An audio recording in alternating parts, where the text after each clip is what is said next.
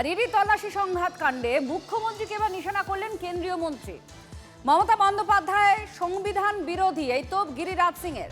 আইপ্যাকের office কি তৃণমূলের দফতর ছিল? কি দরকার ছিল ফাইল নিয়ে আসার?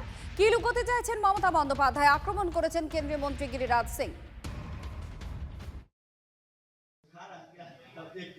एक एक आदमी बंगाल का कह रहा है कि ममता बनर्जी संविधान विरोधी है। आज तक कहीं देखा है कि कोई मुख्यमंत्री जब ईडी के हाथों से ईडी वहां से सारे कागजात चुरा ले और बाहर बोले कि हमारा गुप्त, क्या आपका पार्टी दफ्तर था? वो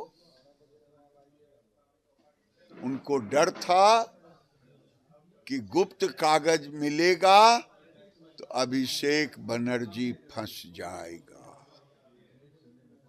इसीलिए वो गई और सारे कागजात वहां से चुरा करके लेके चले आए डीजीपी को लेकर के। ये तो इतने बड़े डकैत है कि डीजीपी को लेकर के सारे कागजात चुरा ली। आखिर चुराने की जरूरत क्या पड़ी? তৃণমূল কংগ্রেসের প্রতিক্রিয়া নেব। জয়প্রকাশ মজুমদার এই মুহূর্তে আমাদের সঙ্গে রয়েছেন। জয়প্রকাশ বাবু, আপনি শুনলেন গিরিরাজ সিং তার বক্তব্য, আপনার প্রতিক্রিয়া। আরে গিরিরাজ সিং আবোল তাবোল কথা বলে, বাংলা সম্বন্ধে কোনো আইডিয়া নেই, ভারতের সংবিধান সম্বন্ধে কোনো জ্ঞান নেই, কেন্দ্রীয় সংস্থা কিভাবে কাজ করবে তার কোনো হিসেব নেই। আজকে ইডি গিয়েছিল, কোনো নোটিশ দিয়েছিল? পুলিশ তো জানতে চেয়েছে। আপনাদের সার্চ ওয়ারেন্ট ছিল, নোটিশ দিয়েছেন। 8 বছরের পুরনো কেস, 3 বছর ধরে কোনো ইনভেস্টিগেশন হয়নি, হঠাৎ দৌড়লো কেন? এটা বলতে পারবেন গিরিরাজ সিং?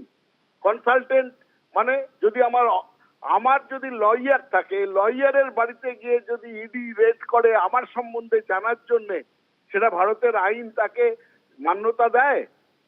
কনসালটেন্ট তাদের কাছে তো আমাদের গুপ্ত কথা থাকবেই, আমাদের পার্টির কথা থাকবে। মমতা বন্দ্যোপাধ্যায় কতটুকুনি কাগজ নিয়ে এসছেন, তারপরেও 6 ঘন্টা আরো রেড চলেছে, আরো সব কাগজপত্র নিয়ে ওরা গেছে, রেজাল্ট লিস্ট দেয়নি। গুন্ডার মতন কাজ করছে অমিত শাহ, নিজের বাহিনী পাঠাচ্ছে যেন নিজের লোক।